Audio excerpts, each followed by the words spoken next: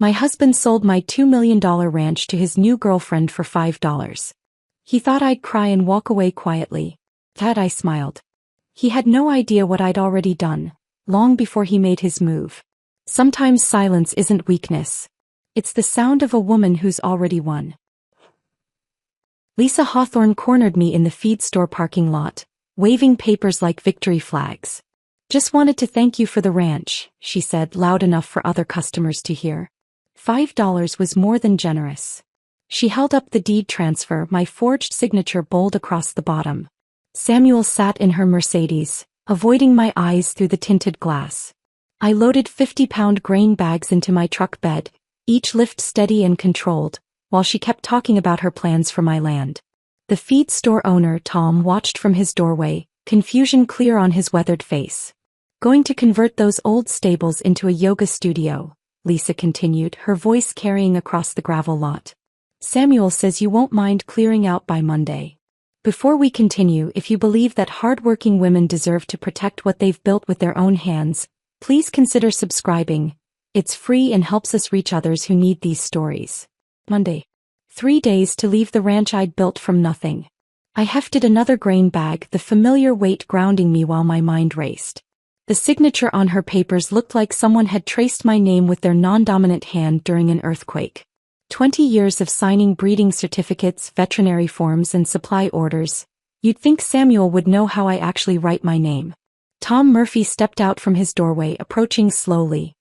He'd sold me my first bag of feed when I was 25, fresh from my father's funeral, using his life insurance money to buy 2,300 acres of scrubland everyone said was worthless.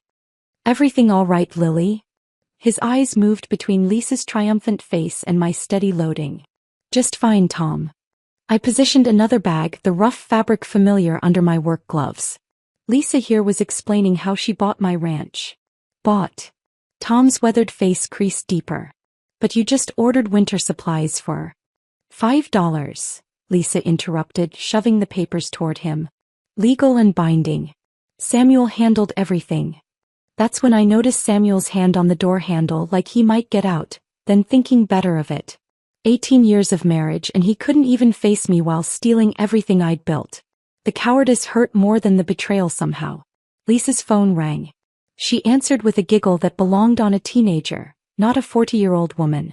Yes, baby, I'm telling her now. She held the phone toward me. Samuel wants to talk to you. I took my time walking to my truck's tailgate, closing it with careful precision. Tell him he knows where to find me. The last grain bag loaded, I climbed into my truck without looking back. In the rearview mirror, I saw Tom examining the papers Lisa had pushed at him, his expression shifting from confusion to disgust. He'd been in business long enough to recognize garbage when he saw it. The drive back to the ranch took 12 minutes. I'd made this trip so many times I could navigate it unconscious. Past the Henderson place where their new foal was learning to run. Around the bend where lightning had split that massive oak 5 summers ago. Up the hill that overlooked the valley I'd spent 2 decades transforming from neglected land into something beautiful. Elena's truck was parked by the barn when I arrived. My ranch manager for 12 years, she had instincts sharper than any horse. She emerged from the barn holding a clipboard, but her eyes were on my face. Lily. Just my name, but the way she said it carried questions. Lisa Hawthorne claimed she bought the ranch. For $5. Elena's expression didn't change, but her knuckles went white on the clipboard. That explains Samuel loading his things into a rental truck this morning. Thought you knew.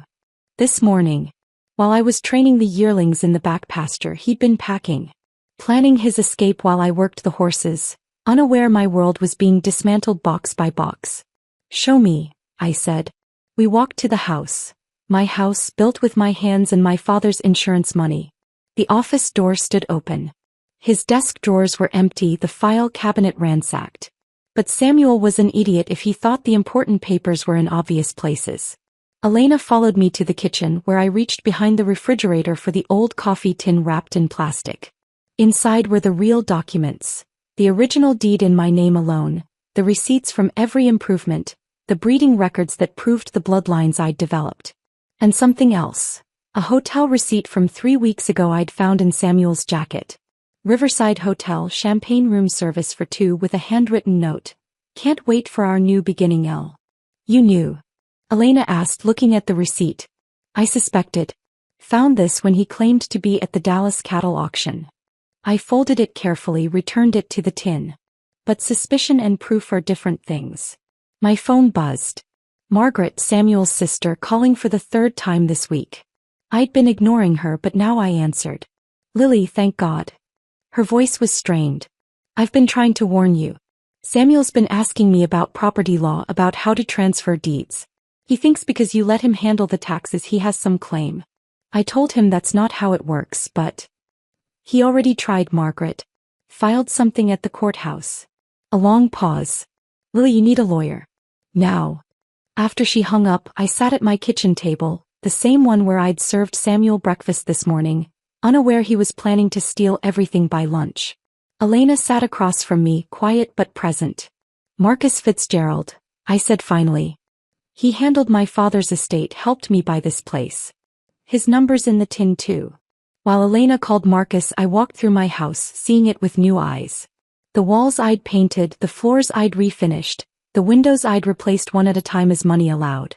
In the living room hung our wedding photo, both of us young, hopeful, standing in front of the old barn before I'd rebuilt it.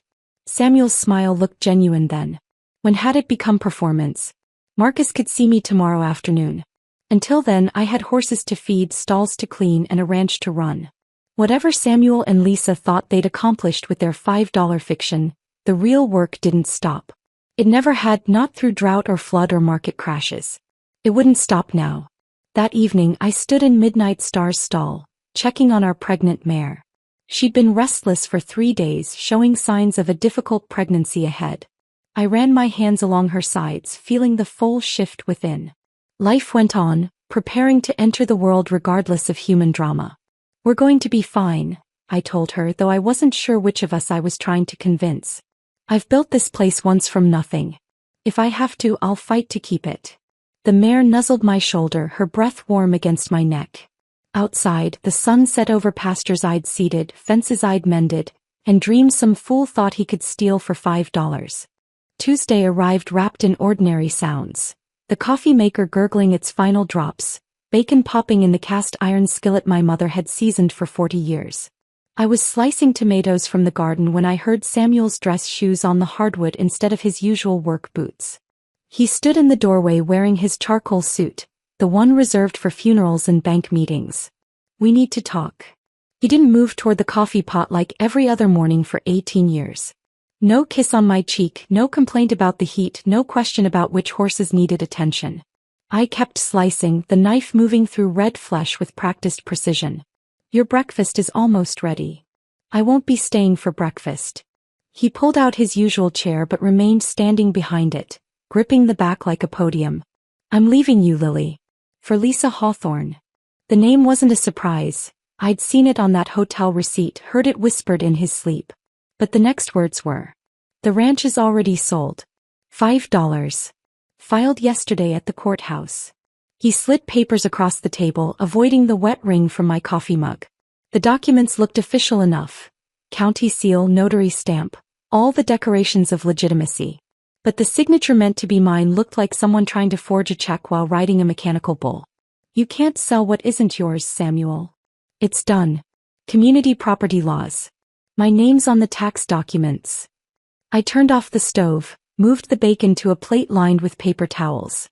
Ordinary movements while my mind catalogued 20 years of paperwork he'd never bothered to read. The deed in my name alone. The inheritance laws that protected what I'd bought with my father's money. The hours of labor I'd documented building this place before we'd even met. When did you plan this? My voice stayed level, professional almost. Does it matter?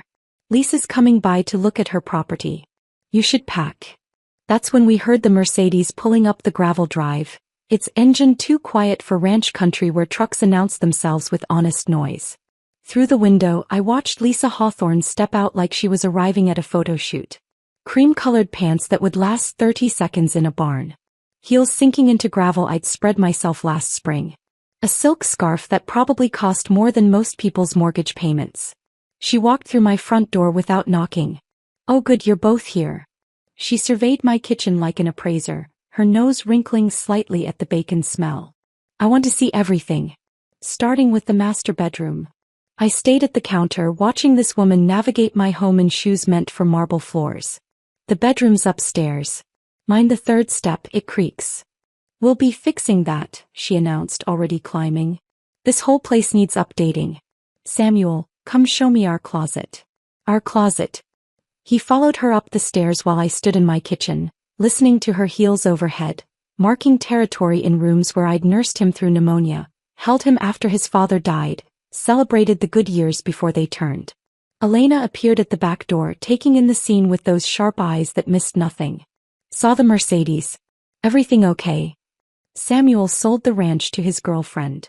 For $5. She pulled out her phone, fingers flying across the screen. Marcus, no. Meeting him tomorrow. I'm texting him now. Emergency basis. She kept typing while Lisa's voice drifted down the stairs, planning to tear out the bathroom I'd retiled by hand, install something more contemporary. They descended 15 minutes later, Lisa chattering about paint colors while Samuel carried her purse. We'll need you out by week's end, she told me, like discussing a dinner reservation. Samuel says you have somewhere to go? Samuel says a lot of things.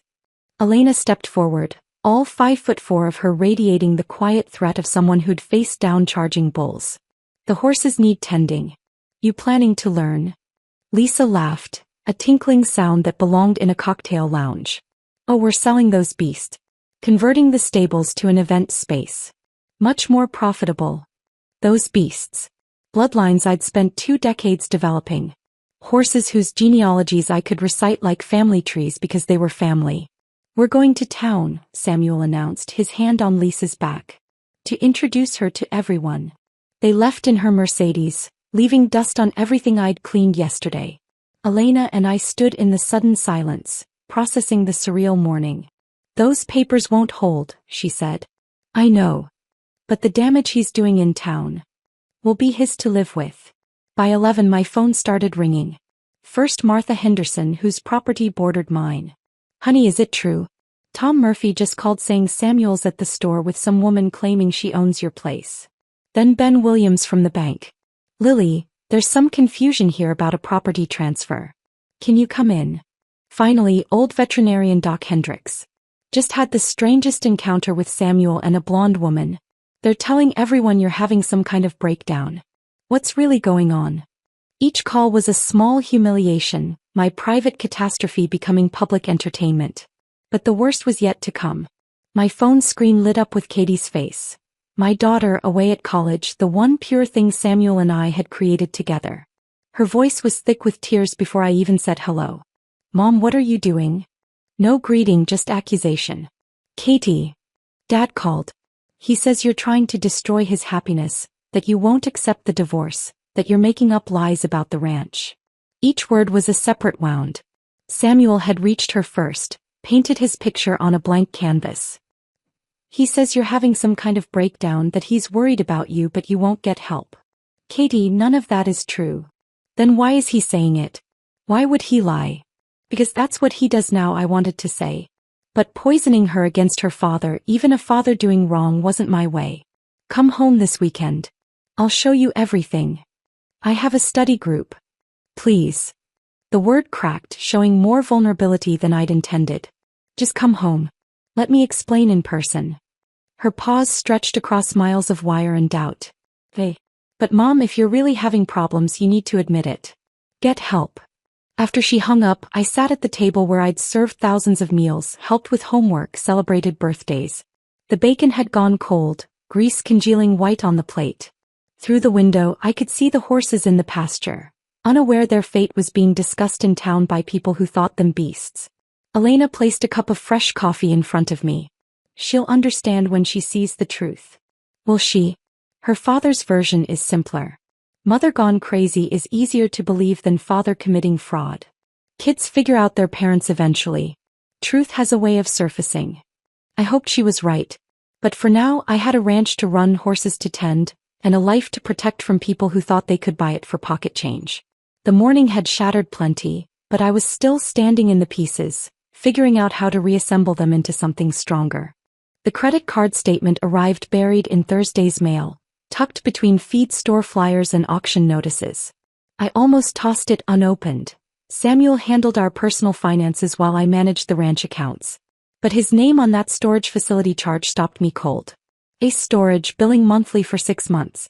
Unit 47B. I drove there that afternoon telling Elena I needed supplies from town. The facility sat on the outskirts, rows of orange doors baking in the sun.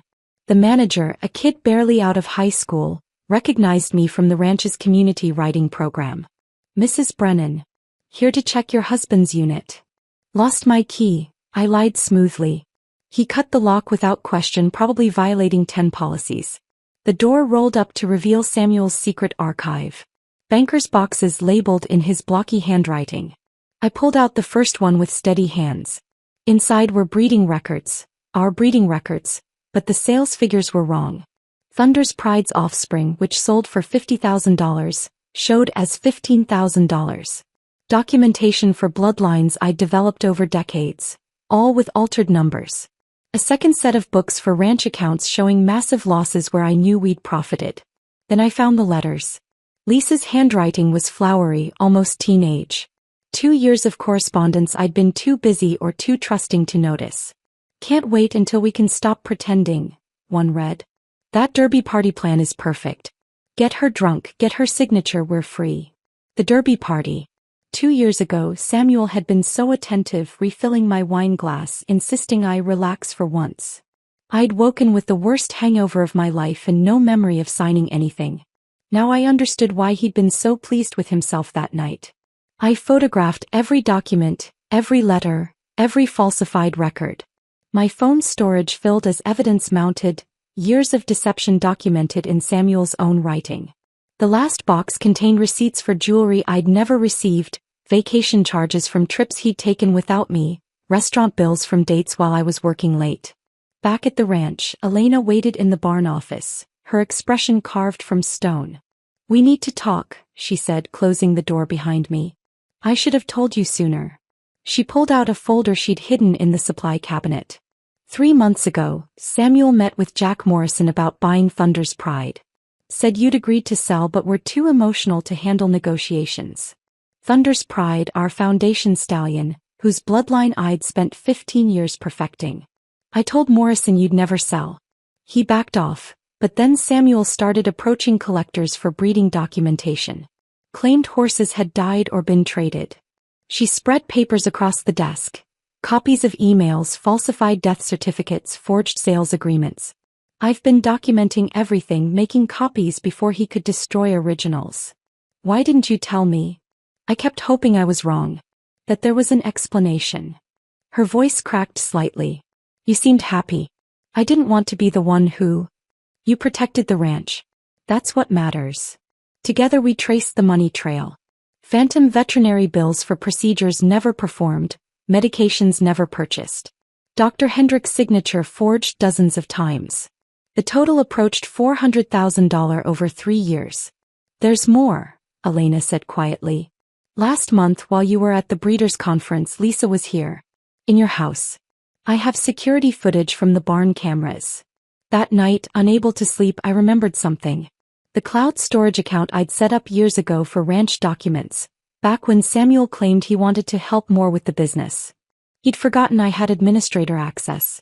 I opened my laptop at 2 a.m., logging into the account with credentials he'd never bothered to change. Their text messages synced automatically from his phone. 2 years of conversations sprawled before me. "She actually thinks I'm working late," Samuel had written. "So pathetic." "The stupid cow probably doesn't even know what the ranch is really worth," Lisa replied. Every plan detailed. Every lie celebrated. Mockery of my morning routines, my dedication to the horses, my trust in the man I'd married. Photos of them together at restaurants I thought he'd visited with clients. Pictures from a Cabo vacation during what he'd called a business conference. Then I found it. A photo that knocked the breath from my lungs. Them together in my bed in my grandmother's quilt, while I was at the Kentucky Horse Show last spring. Lisa's caption, "Her bed is more comfortable than mine."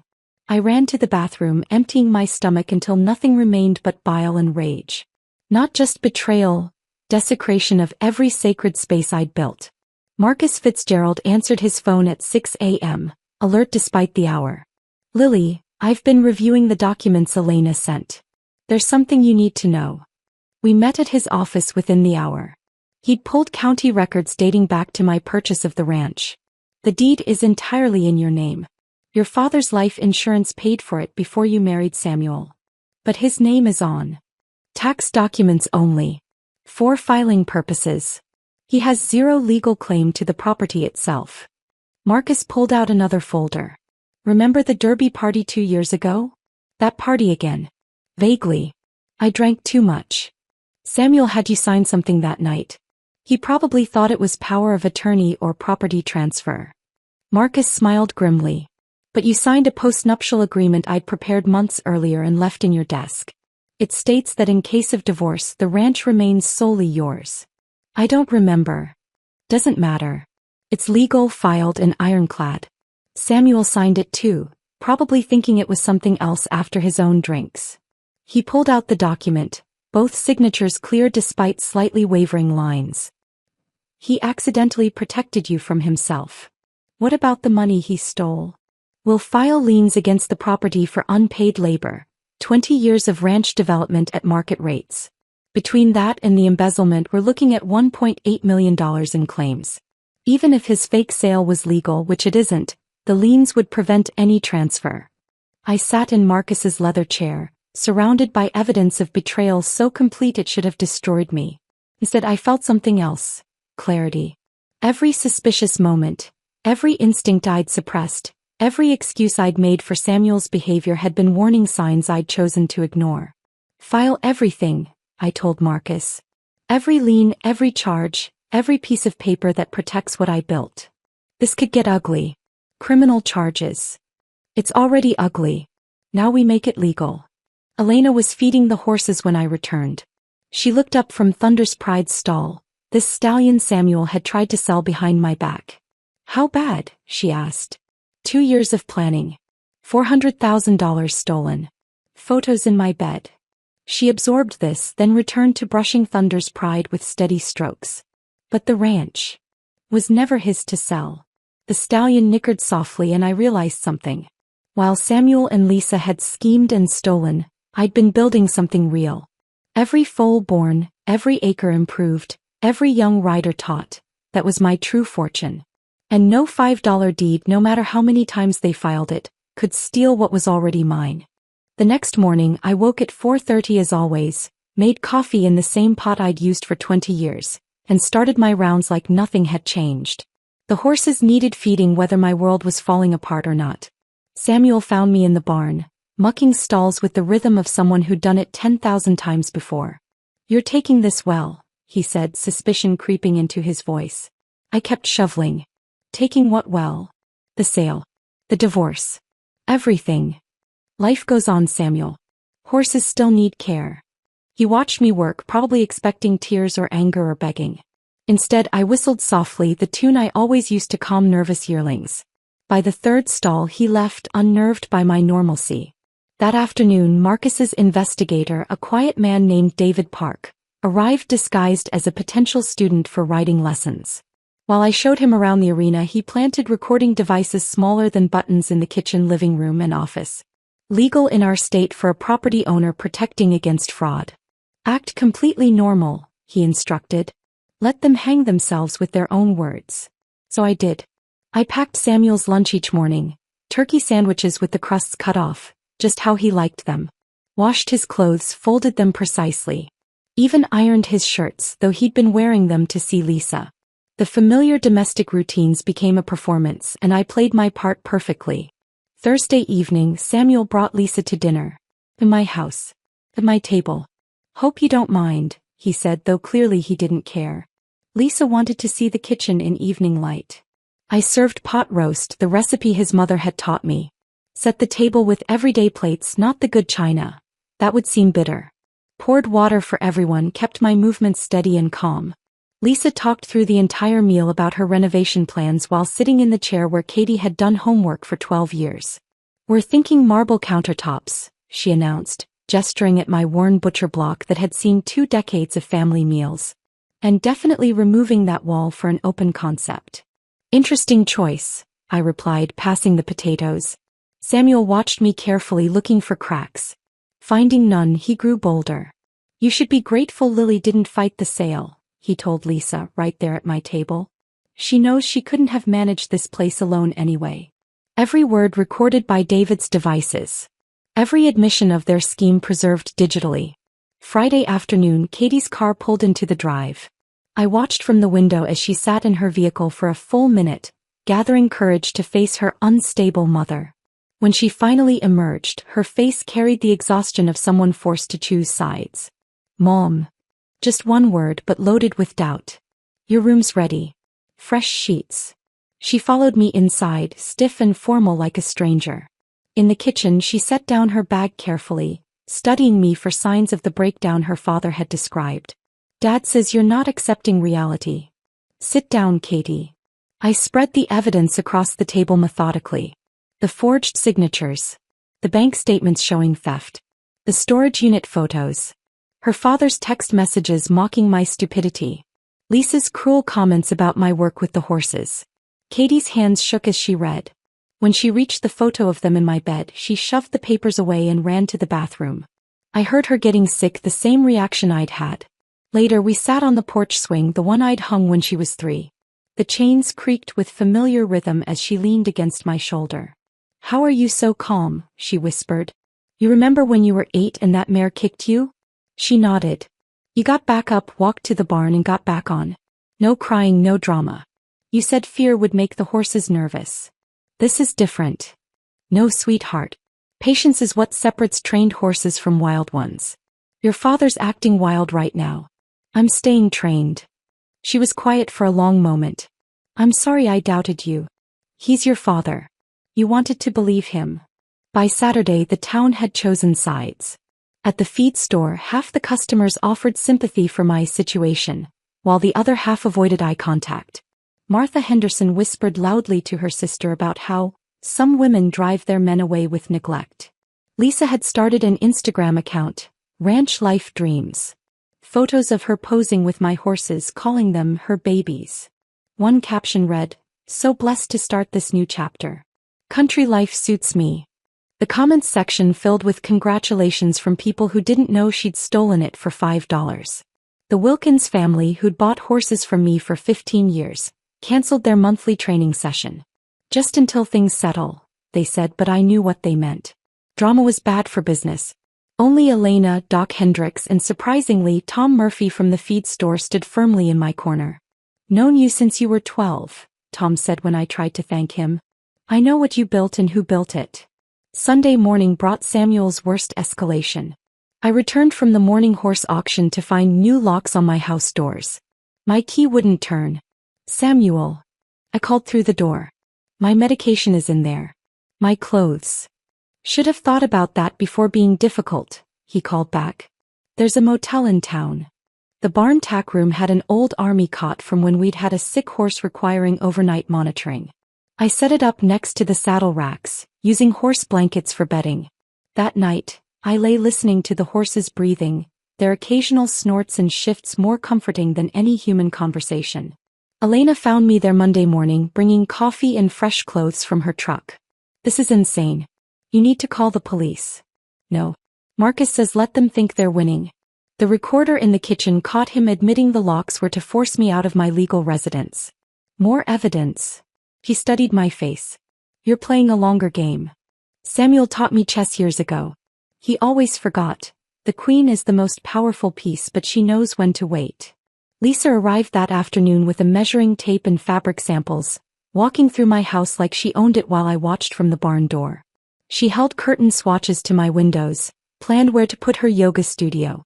Samuel stood behind her, hands on her waist, performing happiness for my benefit. They thought they'd won. Thought my silence meant surrender. They couldn't see the trap closing, couldn't hear the recordings accumulating, couldn't imagine that a woman who'd built a ranch from nothing might know how to protect it. That night in the tack room, surrounded by leather and hay, I smiled in the darkness. The storm was coming, but I was already sheltered. They were the ones standing exposed, too arrogant to notice the clouds building on the horizon. The scream that tore through the barn at 2 a.m. wasn't human. It was Midnight Star, and I knew that sound. A mare in serious trouble. I stumbled from my cot in the tack room, my back aching from sleeping on canvas stretched over metal, and found her down in her stall, sides heaving with contractions that weren't progressing right. Easy, girl. Easy. I ran my hands along her swollen belly, feeling for the foal's position. Wrong. Everything was wrong. The baby was turned, maybe tangled. I grabbed my phone to call Doc Hendricks, then remembered. No service. Samuel had suspended my line yesterday. Elena's number was programmed into the barn's landline. She answered on the second ring, alert despite the hour. Midnight's in trouble. Bad presentation. Calling Doc now, she said and hung up. 20 minutes felt like hours. Midnight Star's eyes rolled white with pain, her legs thrashing against the stall walls. I held her head, singing the lullaby Katie loved as a baby, trying to keep us both calm. Doc Hendricks arrived with Elena right behind him. He took one look and started pulling equipment from his truck. Foal's got a leg back. We need to move fast. I'll cover the bill, Elena said quietly, pulling out her credit card before Doc could ask about payment. We both knew what Samuel had done to my accounts. For the next 2 hours, we worked in that ancient dance of birth and possible death. Doc's arms disappeared inside the mare, manipulating the foal while I held Midnight steady and Elena managed equipment. The barn filled with the sounds of labor, heavy breathing, occasional groans, the rustle of straw. Got it, Doc finally said. Legs forward. Here we go. The foal emerged in a rush of fluid and motion. A black colt, perfect except for one white sock on his left rear leg.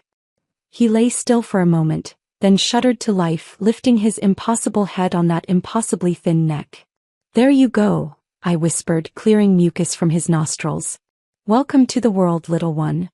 Midnight Star turned to inspect her baby, nickering softly.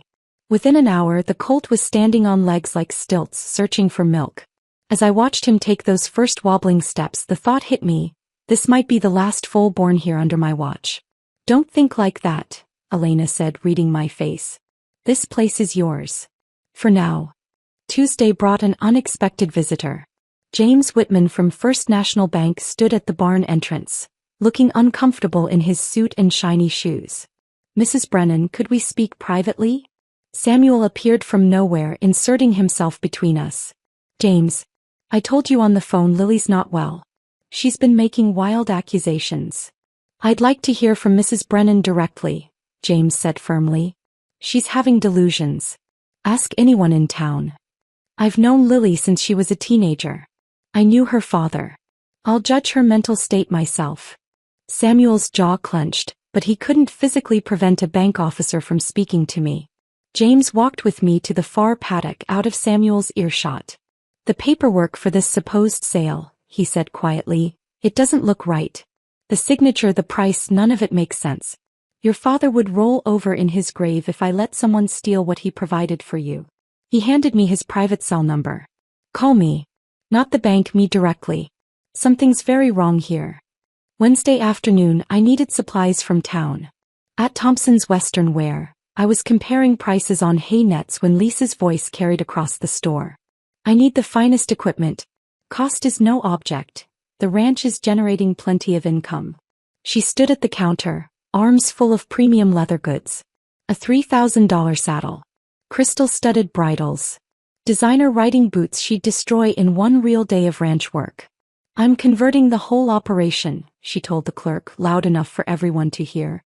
Those smelly quarter horses are going. I'm bringing in Arabians. Much more elegant for the luxury retreat I'm planning. Those quarter horses whose bloodlines I'd spent 20 years perfecting. Horses that had won championships, produced champions, saved troubled kids in our therapy program. He spotted me by the hay nets. Her smile spread like spilled oil. Lily.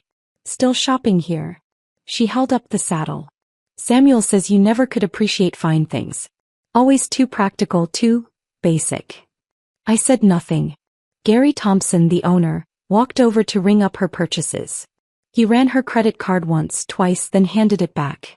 Declined, he said flatly. That's impossible. Try again. Ma'am, it's declined. Do you have another form of payment? Lisa's face flushed crimson. This is ridiculous. I own the Brennan Ranch. The Brennan Ranch account is in Lily's name, Gary said, looking directly at me. Has been for 20 years. I don't know what game you're playing, but it won't work here. She stormed out, leaving the expensive items on the counter. Gary winked at me and went back to his office. Thursday started with pressure in my chest like someone sitting on my ribs. By noon, the pain had spread down my left arm. Elena found me gripping the stall door, trying to breathe through it. Hospital. Now. It's just stress. It's a heart attack waiting to happen. Get in the truck. The emergency room was too bright, too loud. They hooked me to machines that beeped accusations about my blood pressure, my heart rate, my stress levels. The doctor, a young woman who looked like Katie, frowned at the readings. You need to rest. Whatever's happening in your life needs to take second priority to your health. Horses don't feed themselves. They also can't feed themselves if you're dead. Samuel never showed up. But somehow within hours half the town knew I'd been hospitalized. His version spread faster than wildfire. Poor Lily's having a complete breakdown. Had to be sedated. Katie arrived as they were preparing my discharge papers, her face tight with fury. Dad's telling everyone you're psychotic. Let him talk. My phone buzzed. Marcus's name on the screen. Lily. The judge reviewed everything. Emergency hearing scheduled for Monday. Can you make it? I looked at the 4 in my arm, the monitors recording my every heartbeat, my daughter's worried face. I'll be there. Good. Because this ends Monday. One way or another. The nurse protested when I insisted on leaving. You need observation. I need to go home. You don't understand the risk. I understand perfectly. But that ranch has been my life for 20 years. If I'm going to have a heart attack, I'd rather have it there than here. Katie drove me back in silence. As we pulled up to the barn, the new colt was playing in the paddock, testing his legs with pure joy. Midnight Star watched protectively, occasionally calling him back when he strayed too far. Mom, Katie said softly. Whatever happens Monday, I'm with you. I squeezed her hand, watching that colt dance on legs still learning their purpose. 5 more days of waiting. 5 more days of letting Samuel and Lisa think they'd won. The weight of it sat on my chest heavier than any heart condition. But that colt gave me hope. New life always does. Monday arrived wrapped in low clouds that promised rain. I called Samuel that morning, my voice carefully neutral. I'm ready to discuss terms. Peacefully. Tonight, 7 o'clock, the Sterling room. Pause. I could hear Lisa whispering in the background. Terms. His voice carried suspicion. There's nothing to discuss. The sale is done. Then consider it a farewell dinner. Closure. Bring Lisa, she should be there. Another pause. More whispering. Fine. But no drama, Lily. No drama, I agreed. I arrived at the Sterling room at 6:30, choosing a table near the window where the entire dining room would have clear sight lines. The maitre d', Robert, who'd served our anniversary dinners for 15 years, raised an eyebrow at my request for water, not wine. Celebrating tonight, Mrs. Brennan? In a way, Robert. In a way. Marcus had arrived even earlier, positioning himself at the bar with his briefcase, nursing a club soda while pretending to read financial papers. Detective Rachel Morrison sat in a corner booth, just another diner enjoying soup and salad. David Park, the investigator, had a table by the kitchen, strategic positioning he'd called it. At exactly 7 they arrived. Lisa wore a black dress that tried too hard, and around her neck, my grandmother's pearls. The ones Samuel had claimed were stolen during our move last year. Seeing them on her throat made my hands tighten on my water glass, but I kept my expression pleasant. Lily. Samuel pulled out Lisa's chair with exaggerated courtesy. You look tired. Hospital stays will do that, I replied evenly. They ordered champagne, veuve cliquot, charged to what they assumed was their ranch account. Robert's eyes flicked to mine. I gave the slightest nod. Let them order whatever they wanted. To new beginnings, Samuel raised his glass, that smirk I'd once found charming now revealing itself as cruel. To endings, I countered, lifting my water. And truth. Lisa giggled, the sound sharp as breaking glass. Truth? That's rich, considering you've been living in denial for weeks. Have I? Let's discuss truth then. Like the truth about the Derby party 2 years ago. Samuel's champagne glass stopped halfway to his lips. You kept refilling my wine that night, I continued conversationally. I thought you were being attentive. But you needed me drunk, didn't you? For the papers. I don't know what. The papers you thought were property transfer documents. But you were drunk too, Samuel.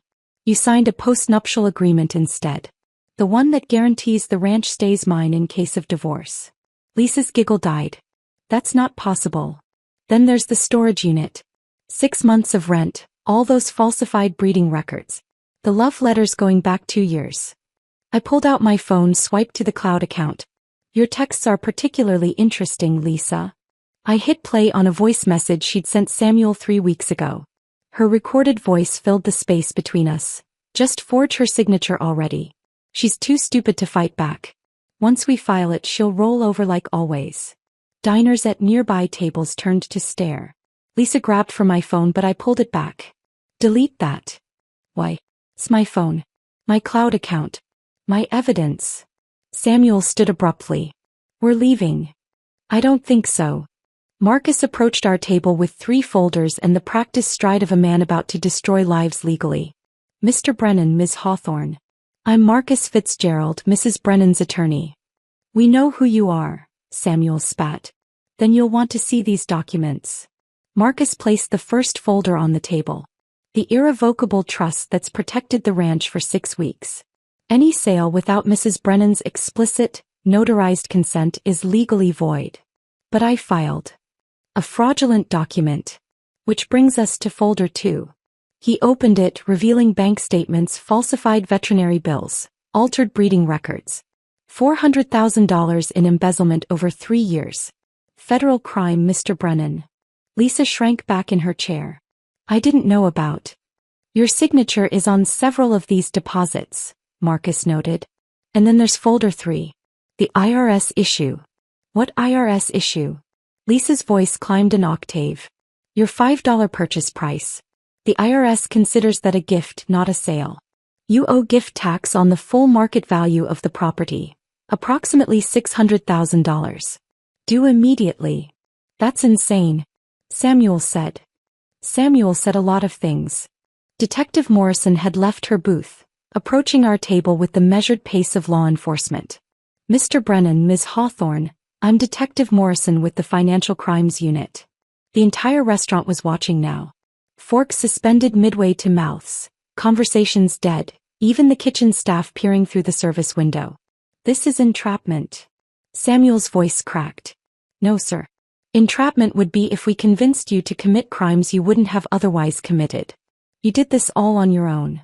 Lisa's carefully applied makeup began running in black streams. You said it was legal. You said she was pathetic, that she'd never fight back. Shut up, Lisa.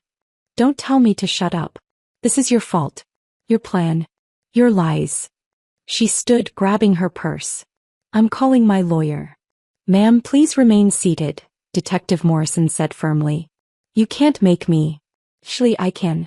You're being detained pending investigation of fraud, conspiracy, and filing false documents. The maitre d' approached apologetically. Perhaps we should move this to a private space? No need, I said quietly.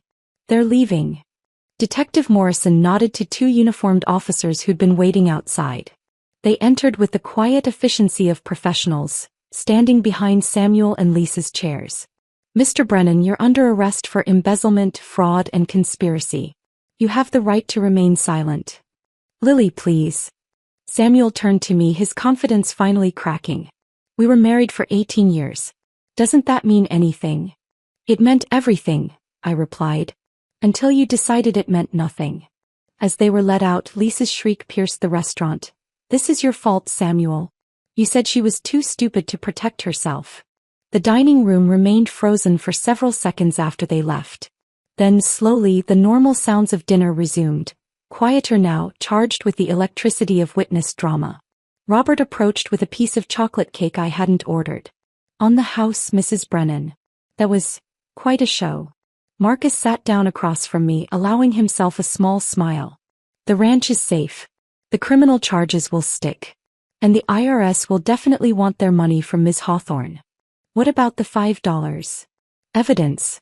though I doubt she'll want it back. I took a bite of cake, dark chocolate with raspberry filling. It was the first thing I'd truly tasted in weeks. Around me, other diners tried not to stare, but I caught several sympathetic nods, a few raised glasses in quiet salute. Detective Morrison returned briefly. "We'll need you to come to the station tomorrow for a formal statement." Of course. After she left, I sat alone at the table where Samuel had proposed 20 years ago. The same table where we'd celebrated Katie's acceptance to college. Now it would be remembered as the place where his house of lies finally collapsed. The champagne they'd ordered still sat in its bucket, barely touched. Robert cleared it away without asking, along with any trace they'd been there at all. I left the restaurant through the kitchen exit, avoiding the clusters of diners still discussing what they'd witnessed. The drive home felt different, not lighter yet but shifted like the moment between thunder and rain when pressure finally breaks.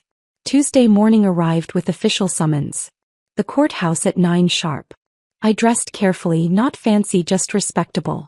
The navy suit I'd worn to my father's funeral, pressed but not new. Katie met me at the courthouse steps, her face drawn but determined. "You don't have to come in," I told her. "Yes, I do. I need to see this through." The courtroom smelled of old wood and floor polish. Samuel sat at the defendant's table in an orange jumpsuit that made him look smaller, older. Lisa was beside him in street clothes, her attorney whispering urgently in her ear. Assistant District Attorney Sophia Klein stood with the confidence of someone holding a royal flush. She began methodically, laying out evidence like dealing cards face up on the table. "Your Honor, we have documented proof of systematic embezzlement spanning 3 years. Bank statements appeared on the screen. $400,000 diverted through fraudulent veterinary bills." Samuel's attorney, a tired-looking man named Peterson, objected. This alleged evidence was obtained through entrapment. Mrs. Brennan deliberately. Objection overruled. The judge cut him off. The defendant's crimes began long before Mrs. Brennan took any protective action. "Continue, Ms. Klein." The forged signatures came next. Side-by-side comparisons that would make a child laugh. Then the cloud account messages, each one more damaging than the last. The defendants discussed their plan in detail, Sophia explained, highlighting specific texts. Quote, "Get her drunk enough to sign anything." Quote, "She's too trusting to check the paperwork." Quote, "Once it's filed she can't fight it." Lisa's attorney, Mr. Garrett, stood abruptly. "Your Honor, may I have a moment with my client?" They huddled briefly. When Garrett returned, his shoulders sagged. "Your Honor, Ms. Hawthorne would like to discuss a plea arrangement." "Abandoning ship already?" the judge asked dryly. "The evidence is overwhelming." Samuel twisted in his chair to stare at Lisa, but she wouldn't meet his eyes. "Katie Brennan," Sophia called. My daughter walked to the stand with her chin up, though her hands trembled taking the oath. She looked directly at me, not her father, as she began speaking. "He called me at school constantly. Said Mom was having a breakdown, that I needed to come home and convince her to sign papers. He promised to pay my tuition if I helped." "Did you believe him?" Sophia asked gently. "At first. He's my father. Why would he lie?" Katie's voice cracked. "But then I came home and saw the evidence. The forged signatures. The stolen money. The texts calling my mother stupid." "What else did you discover?" Katie's jaw tightened. "I went to his apartment last week to get some of my things from childhood. Lisa was there. She was wearing my grandmother's jewelry, pieces Dad said were stolen. And there were photos from their trips together when he was supposedly at business conferences." Samuel's attorney tried cross-examination. "Isn't it true you're angry at your father for the divorce?"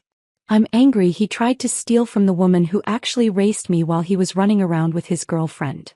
Objection. "It's not an objection if it's true," Katie shot back. The judge allowed himself a small smile. When Katie stepped down, she walked past Samuel's table without looking at him. She sat beside me, taking my hand. More witnesses followed. James Whitman from the bank explaining the suspicious paperwork. David Park, the investigator, presenting recordings from the house. Doc Hendricks, testifying about the forged veterinary bills. Lisa's new attorney, she'd fired Garrett during the lunch break, tried damage control. Ms. Hawthorne was manipulated by Mr. Brennan. She believed the sale was legitimate. Sophia produced Lisa's handwritten letters. Quote, "Once you get her signature, we're set." This was written 2 years ago. Ms. Hawthorne was planning this before she claims Mr. Brennan manipulated her. By afternoon, both defense attorneys looked defeated. Samuel's last-ditch effort was taking the stand himself.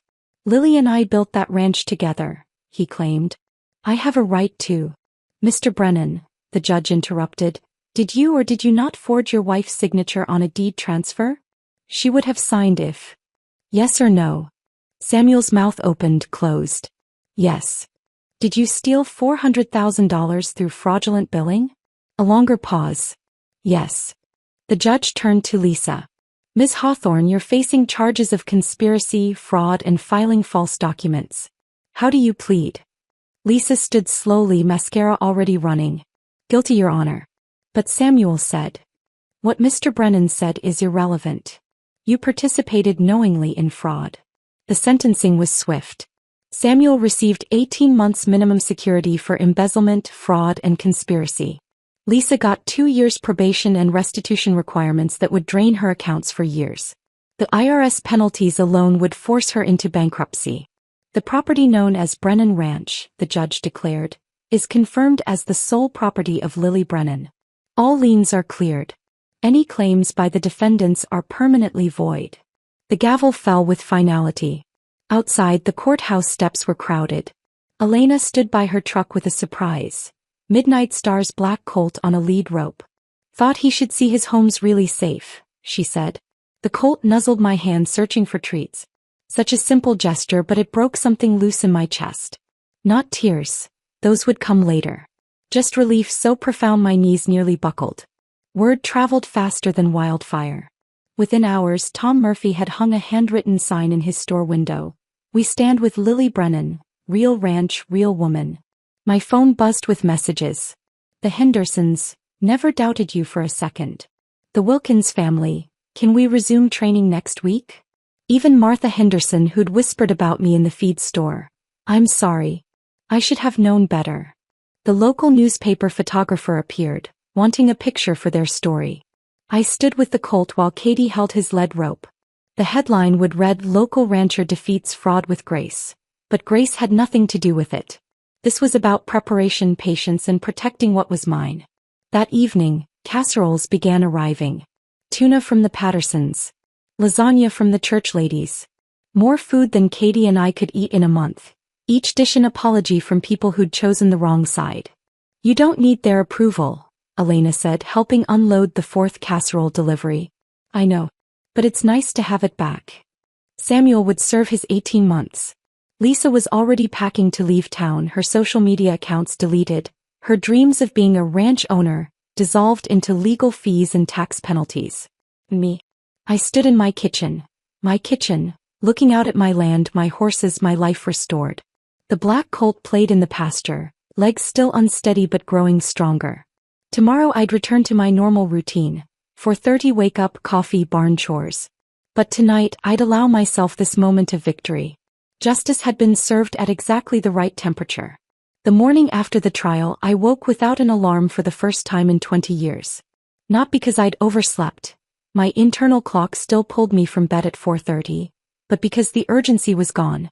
The desperate need to protect, defend, survive had lifted, leaving something I barely recognized. Peace. 6 months can change everything. Or maybe it just reveals what was always there, waiting beneath the crisis.